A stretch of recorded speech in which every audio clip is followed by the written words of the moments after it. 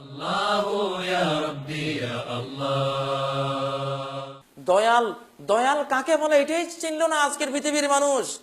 দয়াল ভেবে মা সৃষ্টির পিছনে ঘুরে দয়াল দয়াল বলে কত গান গায়।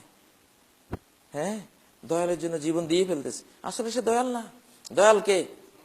আল্লাহ। সমস্ত দয়া ওনারই। চোখটা কিভাবে বানালে তোমার দেখতে সুবিধা হবে সেভাবে বানিয়ে দিয়েছেন।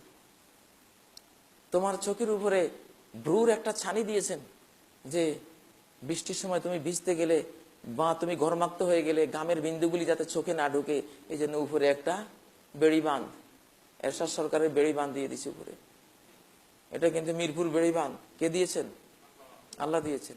এমন স্টাইলে তৈরি, এইটা অতিক্রম করে কোনো বৃষ্টির বিন্দু, কোনো ঘামের বিন্দু আপনার চোখের ভিতরে আসবে না।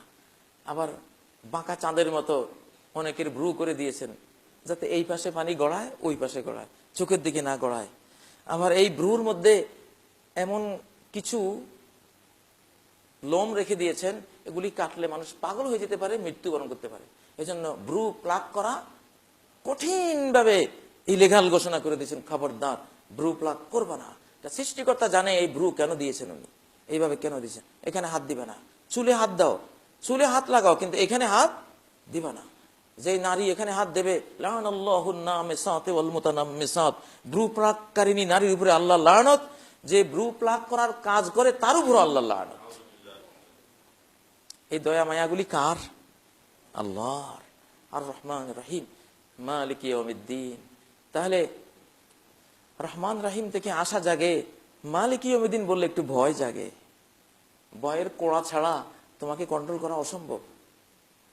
মালিক ইয়াউমিদ্দিন শুধু দয়ালু না, উনি আবার কিন্তু বিচারকও, চিফ জাস্টিস।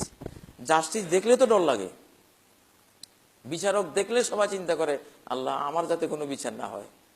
এখন মালিক ইয়াউমিদ্দিন দুনিয়ার সকল মামলা মোকদ্দমা এজাহার যত দ্বারাই হোক সব রিভিউ হবে কার কাছে?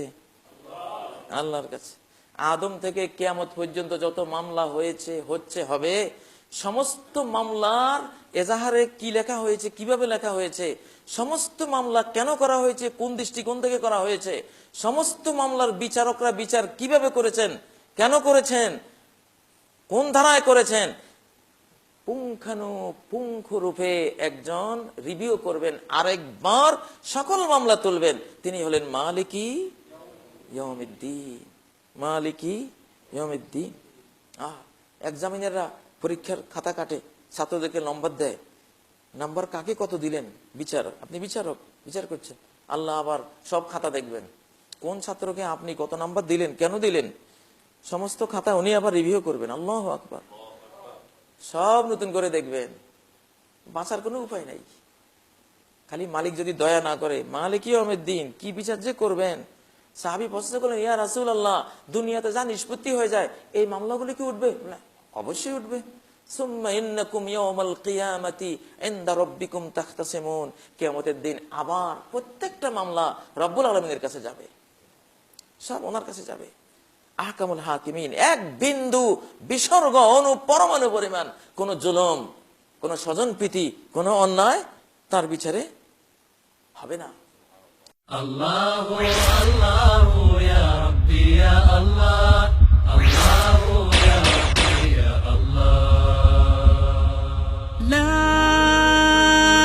ইলাহা ইল্লাল্লাহ, লা ইলাহা ইল্লাল্লাহ, লা ইলাহা ইল্লাল্লাহ, মুহাম্মাদুর রাসূলুল্লাহ।